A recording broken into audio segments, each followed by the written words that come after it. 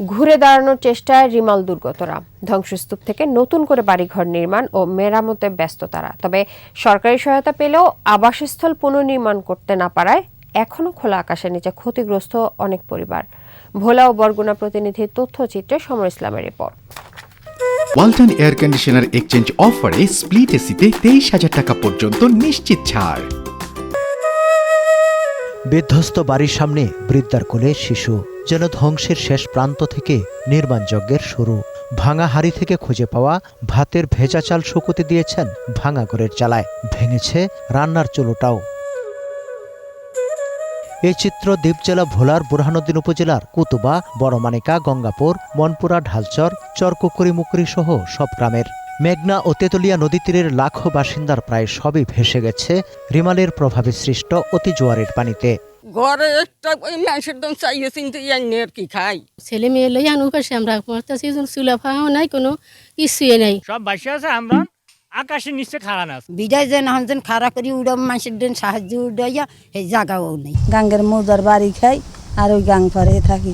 ক্ষতিগ্রস্ত পরিবারগুলোকে ত্রাণ সামগ্রী দেওয়ার পাশাপাশি চলছে পুনর্বাসনের কাজও। তাদেরকে নিবন্ধে সাহায্য সহযোগিতা করা হচ্ছে এবং তারা যাতে স্বাভাবিক জীবনে ফিরে আসতে পারে এই জন্য সরকার সর্বোচ্চ ব্যবস্থা নিচ্ছে। সেখানকার মানুষ পানিবন্দী আছে এবং তাদের ঘর বাড়ির ব্যাপক ক্ষতি হয়েছে।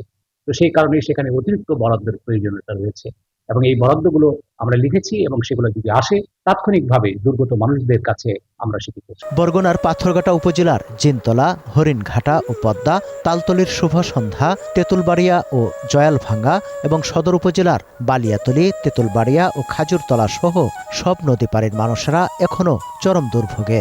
বেড়িবাঁধ ভেঙে পানির তোড়ে ভেসে গেছে তাদের সহায় সম্পদ, বসতঘর। ঘরবাড়িকে বাসযোগ্য করার চেষ্টা চালাচ্ছেন তারাও, তবে তাদের দাবি টেকসই বেড়িবাঁধ। শক্ত বেড়িবাঁধ চাই, তেরান চাই না, আমরা বাঁচতে চাই। আমাদের নিজের থাকার মতন স্থান নাই। সাইক্লোন সেন্টার আর রাস্তা আর পানি চাই আমরা। পোতা আর কি পানিতে লই গেছে, ঘর কোন রকম খাড়া আছে, আর থাকার মতন নাই। চাল, ডাল, তেল সহ খাদ্য সামগ্রী পাচ্ছেন এ উপকূলের দুর্গতরাও।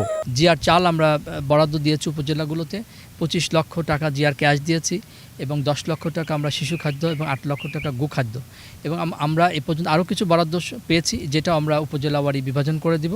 আরও সহায়তা দিতে জনপ্রতিনিধিদের মাধ্যমে ক্ষয়ক্ষতি নিরূপণ করে পাঠানো হচ্ছে মন্ত্রণালয়েও। সমর ইসলাম, 21 টেলিভিশন।